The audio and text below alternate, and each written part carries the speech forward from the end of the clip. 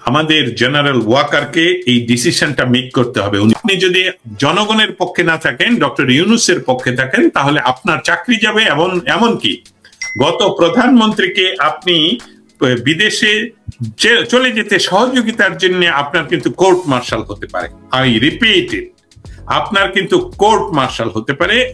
আমাদের জেনারেল ওয়াকারকে এই ডিসিশনটা মেক করতে হবে। উনি বাংলাদেশের পক্ষে না উনি বিদেশিদের পক্ষে। উনি ডক্টর ইউনূসের পক্ষের অর্থ হলো বাংলাদেশের উপর দিয়ে বিদেশি সৈন্যরা আপনাদের চোখের সামনে দিয়ে বাংলাদেশের উপর দিয়ে তারা চলাচল করবে, আপনারা কি জেনারেল ওয়াকারের সৈন্য কিছুই করতে পারবে না। আপনি যদি জনগণের পক্ষে না থাকেন, ডক্টর ইউনূসের পক্ষে থাকেন, তাহলে আপনার চাকরি যাবে। এমনকি গত প্রধানমন্ত্রীকে আপনি বিদেশে চলে যেতে সহযোগিতার জন্য আপনার কিন্তু কোর্ট মার্শাল হতে পারে। আই রিপিট ইট, আপনার কিন্তু কোর্ট মার্শাল হতে পারে। আপনি একটি প্রধানমন্ত্রীকে তারা বলছে তথাকথিত মেটিকুলাসলি ডিজাইন ডাকাতি। এটা কিসের বিদ্রোহ, কিসের আন্দোলন? জুলাই অগাস্টে বাংলাদেশে কোনো আন্দোলন হয়নি। জুলাই অগাস্টে বাংলাদেশের কোনো ছাত্র আন্দোলন হয়নি। জুলাই অগাস্টের সম্পূর্ণটা হলো মেটিকুলাসলি ডিজাইনের প্ল্যান করা একটা ডাকাতি। সেটাকে এস্টাবলিশ যদি তারা আগামী 30 করতে পারে, ডিক্লেয়ার করতে পারে, তাহলে অবশ্যই আপনার সম্ভাবনা, আপনাকে জেল ফাঁস করার সম্ভাবনা রয়েছে।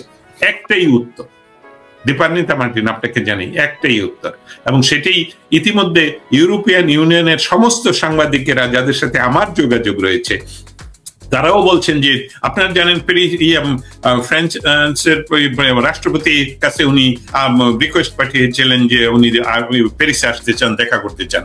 ওনার টাইম নেই বলে দিয়েছেন, কারণ ইতিমধ্যে ইউরোপিয়ান ইউনিয়ন। আমি একটি কথা বলি, আমি আইনশাস্ত্র নিয়ে পড়াশোনা করতে গিয়ে 2 সেমিস্টার মানবাধিকার এন্ড ইউরোপিয়ান কমিশনের, ইউরোপিয়ান ইউনিয়নের ডিক্লারেশনের উপর কাজ করতে গিয়ে আমি জানি যে ইউরোপিয়ান ইউনিয়ন পৃথিবীতে মানবাধিকার প্রতিষ্ঠার জন্য দৃঢ়ভাবে কাজ করে যায় সবসময়।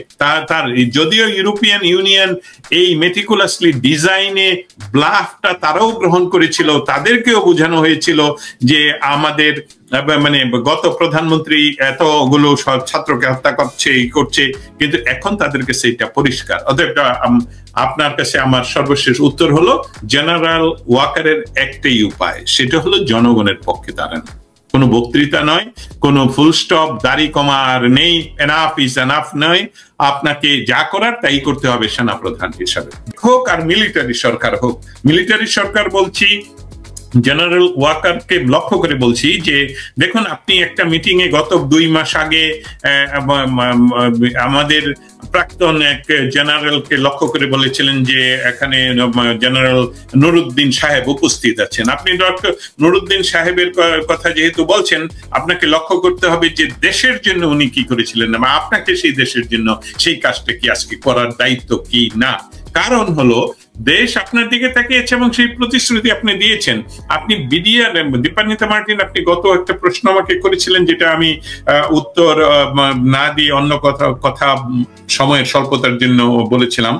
বিডিআর হত্যা বিষয়টা নিয়ে যারা বিডিআর এই অ্যাট্রোসিটি ঘটিয়েছে, যেই হত্যা কাণ্ড যারা ঘটিয়েছে, তারা এই যে সবসময় বলে যাচ্ছিল আমি কলা খাই না, আমি কলা খাই না, এটা শেখ হাসিনার সরকার দায়ী। একটি সরকার ক্ষমতা গ্রহণের পরপরই 3 মাসের ভিতরে এত বড় অ্যাট্রোসিটি প্ল্যান করতে পারে এবং তারা দীর্ঘ সময় ক্ষমতার বাইরে থেকে, এটা তো একটা পাগলও বুঝে। কিন্তু আমাদের জেনারেল ওয়াকার যখন এসে বললেন যে বিডিআর হত্যার সমস্ত কিছু ইতিমধ্যে হয়েছে, বিচার হয়েছে, ফুল স্টপ, দাড়ি কমা নেই, এটা ডান। সেখানে ডক্টর ইউনূস হিজবুত তাহরির লবিং এ তারা কি করছে, তারা ইতিমধ্যে নাম্বারটা আপনার ভয়েসে আমি দেখতে পেয়েছি যে 300 জঙ্গিদেরকে তারা ছেড়ে দিয়েছে।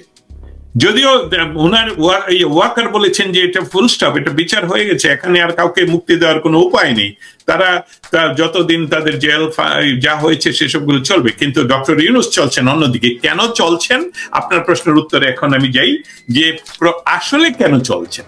ডক্টর ইউনূসের বাংলাদেশে আমি বলবো যে বাংলাদেশ জাতীয়তাবাদী দলের প্রধান সভাপতির যে উপদেষ্টা ফজলুর রহমান কিশোরগঞ্জের, উনি মুজিব বাহিনীর প্রধান ছিলেন, ছাত্রলীগের সভাপতি ছিলেন, তিনি কিন্তু বারবার এই কথাটা মেনশন করেছেন যে বাংলাদেশের যদি অবস্থান থাকতে হয় তাহলে থাকতে হবে অবশ্যই ৭১-এর পক্ষে, এবং ৭১-এর পক্ষে যেহেতু ফজলুর রহমান যে কথাটা বলেছিলেন ডক্টর ইউনূসকে চ্যালেঞ্জ করে, সেটাতে বলি, উনি বলেছিলেন যে ডক্টর ইউনূসকে আমি চ্যালেঞ্জ করি, উনি নোবেলকে হয়তো বা পেয়েছেন, কিনে এনেছেন, হোয়াটএভার, কিন্তু আসুন উনি আমার সাথে নির্বাচনে ওনাকে যদি আমি সেই রকম না হারাতে পারি তাহলে আমি রাজনীতি করবো না, এরকম একটি কথা উনি বলেছিলেন। অতএব ডক্টর ইউনূসের রাজনৈতিক কোনো কানেকশন নেই, মানুষের সাথে কোনো কানেকশন নেই।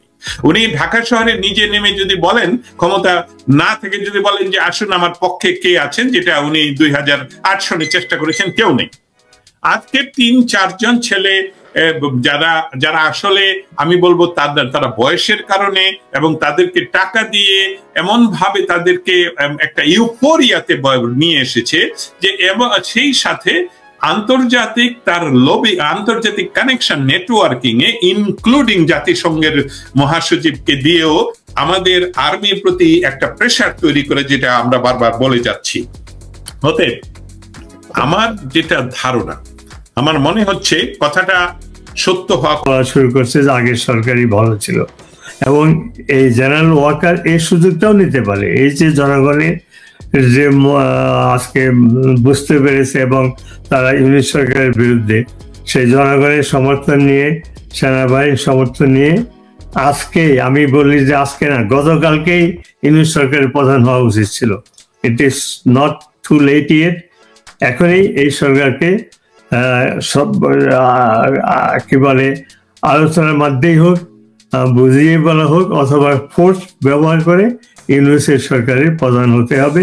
তাহলেই বাংলাদেশ গণতন্ত্র ফিরে পাবে, মুক্তিযুদ্ধের চেতনায় ফিরে পাবে, এবং বাংলাদেশের সার্বভৌমত্ব রক্ষার জন্য যে আমরা 30 লক্ষ লোক বঙ্গবন্ধুর আহ্বানে যুদ্ধ করতে গিয়ে শহীদ হয়েছিল, আমি নিজে বঙ্গবন্ধুর আহ্বানে যুদ্ধ করতে গিয়েছিলাম, এগুলোর একটা প্রতিকার হবে, এগুলো রিমেডি হবে। শেষ সুযোগ এখন জেনারেল ওয়াকারের হাতে, কারণ জনগণ এখন তার পক্ষে আছে। সে যদি এই কাজগুলো করে, আর সে যদি এটা ব্যর্থ হয়, সে নিজে ধ্বংস হবে। তাকে হত্যা ষড়যন্ত্র বলে বলা হচ্ছে, দেশটা ধ্বংস হবে, এবং ইতিহাসের পাতায় তিনি একজন মির্জাফর কলঙ্কময় একজন জেনারেল হয়ে থাকবে। কাজেই এখনো তার সময় আছে একটা জেনারেলের ভূমিকা, সাহসী একটা পদক্ষেপ নিয়ে বা দেশকে রক্ষা করা। উনি যে ঘন ঘন মিটিং ডেকে আলোচনা করে, কি বলে, সেনাবাহিনী কোনো গণতান্ত্রিক বা রাজনৈতিক প্রতিষ্ঠান না, এখানে আলোচনা করে সিদ্ধান্ত নেওয়া হয় না। যখন শত্রু আক্রমণ করে, স্প্লিট অফ এ সেকেন্ড আপনাকে সিদ্ধান্ত নিতে হবে। সেখানে আপনার সৈন্যদেরকে ডেকে মিটিং করে গণতান্ত্রিক পন্থায় ভোটাভুটি করে সিদ্ধান্ত নিলে পরাজয় অবধারিত। তো ওয়াকার যে কাজগুলো করতেছে সেগুলা সেনাবাহিনীর প্রোটোকলের মধ্যে নাই। সিনিয়র জেনারেলরা সরকার বা দেশের রাজনৈতিক দল বা সুষ্ঠু বা নির্বাচিত সরকার যা করে সেইটার অনুসারে তারা কাজ করবে। তারা ওই 1000 লোকের মিটিং ডেকে, যেখানে লেফটেন্যান্ট থেকে শুরু করে আর্মির বিভিন্ন পর্যায়ে লোক থাকবে, এখন এর ভিতরে অনেক রাজনৈতিক মতবাদ ঢুকে গেছে, জামাতপন্থী, পাকিস্তানিপন্থী, ইসলামপন্থী। তো আর্মি আজকে ডিভাইডেড হয়ে গেছে। সেখানে এরকম দল মিটিং ডেকে যদি সিদ্ধান্ত নিতে চায়, সে তার মৃত্যু ডেকে আনবে, তার ধ্বংস ডেকে আনবে, সেনাবাহিনীর ধ্বংস ডেকে আনবে। দেশের সার্বভৌমত্ব তো অলরেডি ইউনূস বিকিয়ে দিয়েছে, বাকি যেটুকু আছে সেটাও ধ্বংস করে বাংলাদেশ হবে একটা বিদেশি রাষ্ট্রের একটা পাপেট সরকার বা পাপেট দেশ। তারা তাদের যে কোনো তাদের কি বলে এটাকে, তাদের এজেন্ডা তারা বাস্তবায়িত করবে। আপনি এখনই দেখেন যে শেখ হাসিনাকে এই একই অফার দেওয়া হয়েছিল তিনি যখন প্রধানমন্ত্রী ছিলেন। উনি বলছেন, আমার দেশের 1 ইঞ্চি মাটি আমি কাউকে লিজ দিব না, শুধু প্রধানমন্ত্রী হিসাবে না, বঙ্গবন্ধুর কন্যা হিসাবে আমি এটা করতে পারবো না। আর ইউনূস ব্ল্যাঙ্ক চেক দিয়েছে, ব্ল্যাঙ্ক চেক, তোমরা যা খুশি তাই করো, শুধু আমাকে ক্ষমতায় রাখো, এটাই হলো তার ডিল। তো এইটা করে সে একজন বিশ্বাসঘাতক। আর ওয়াকার, জেনারেল ওয়াকার বা সেনাবাহিনী যদি তার ইউনূসের বিরুদ্ধে না দাঁড়ায় এবং এই ষড়যন্ত্রকে প্রতিহত না করে, তাহলে ইতিহাসে তারাও সেই মির্জাফরের ভূমিকায় তারা থাকবে এবং এইটাই মানুষ জানবে যে বাংলাদেশের 2024-25 যে সেনাবাহিনী, যে সেনাপ্রধান, যে জেনারেলরা ছিল, তারা তাদের দায়িত্ব পালন করে নাই। এই অর্জিত, অনেক কষ্টের বিনিময়ে অর্জিত আমাদের যে স্বাধীনতা, সেটাকে তারা বিকিয়ে দিয়েছে সাহসের অভাবে, সিদ্ধান্তহীনতার অভাবে, ইউনাইটেড নেশনসের সামান্য একটা চাকরির লোভে তারা দেশকে রক্ষা করেনি, জাতিকে রক্ষা করেনি। তারা ইতিহাসে মির্জাফর হিসাবে, কলঙ্ক হিসাবে থাকবে। লাস্ট সুযোগ আজকেই ইউনূস সরকারকে সরিয়ে একটা রাষ্ট্রপতির হাতে ক্ষমতা দিয়ে একটি নিরপেক্ষ সরকারের মাধ্যমে নির্বাচন করে পরবর্তী সরকার গঠন করা, যারা দেশের স্বার্থের জন্য কাজ করবে। ইউনূস যে ডিলগুলো করছে সে অনির্বাচিত, তার কোনো ম্যান্ডেট নেই সে এই ধরনের ডিল করতে পারে, চুক্তি করতে পারে। কেন করছে? কারণ সে দেশপ্রেম না, সে মুক্তিযুদ্ধের প্রতি তার শ্রদ্ধাশীল নেই, সার্বভৌমত্বের প্রতি তার শ্রদ্ধাশীল নেই। তার একমাত্র ইচ্ছা এবং লোভ হলো ব্যক্তি স্বার্থ, তার জন্য সে এই কাজগুলা করছে। এটা অত্যন্ত দুঃখের ব্যাপার। ধন্যবাদ।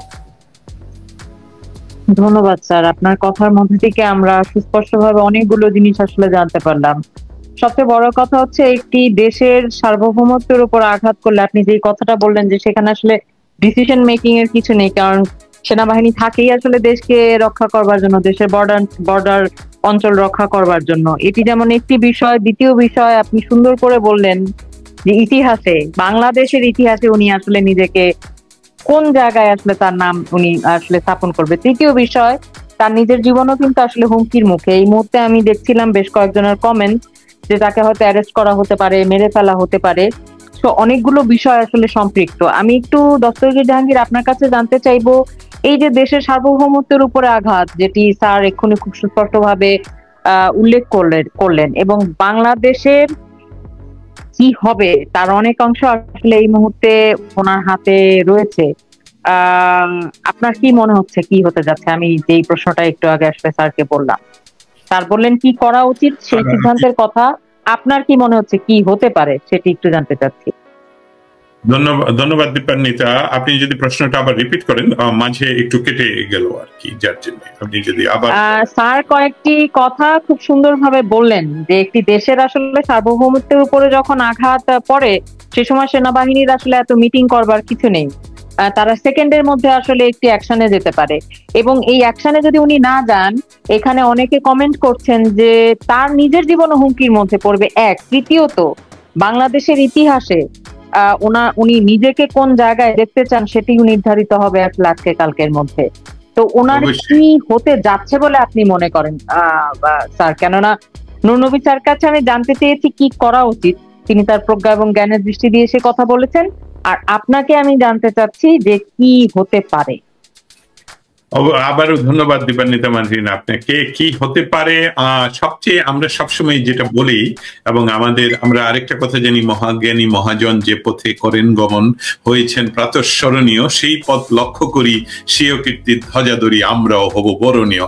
এখন আমাদের জেনারেল ওয়াকার, উনি যদি বরণীয় হতে চান, ইতিমধ্যে বাংলাদেশের জনগণ ওনাকে কিন্তু এই ম্যান্ডেটটা ওইভাবে ইনডাইরেক্টলি দিয়েছেন। কারণ জনগণের কান্না যদি আপনি না শুনতে পান, তাহলে আপনি জনগণের নেতৃত্ব দিবেন কি করে? আপনি যদি জনগণের কান্না শুনতে না পান, তাহলে আপনি মহাজন হবেন কি করে? আর এই মহাজন সে শুধু মহাজনের কথা বলছে না, কিন্তু এই কবিতায় এই মহাজনের কথা বলা হয়েছে, মহাজ্ঞানী মহাজন যে পথে করেন গমন, হয়েছেন প্রাতঃস্মরণীয়। অতএব আপনাকে যদি প্রাতঃস্মরণীয় হতে হয় জেনারেল ওয়াকারকে, তাহলে অবশ্যই মানুষের কান্নার কথা শুনতে হবে। বাংলাদেশের জন্মের ইতিহাসের সাথে যেই ঘরের সম্পৃক্ততা, 32 নম্বরকে ভেঙে দিলে যদি আপনার মনে কান্না না হয়, বাংলাদেশের বাংলাদেশের বর্তমান জনসংখ্যার আমি একদম দৃঢ় চিত্তে বলতে পারি যে 95% মানুষের মনের কান্না আপনাকে শুনতে হবে।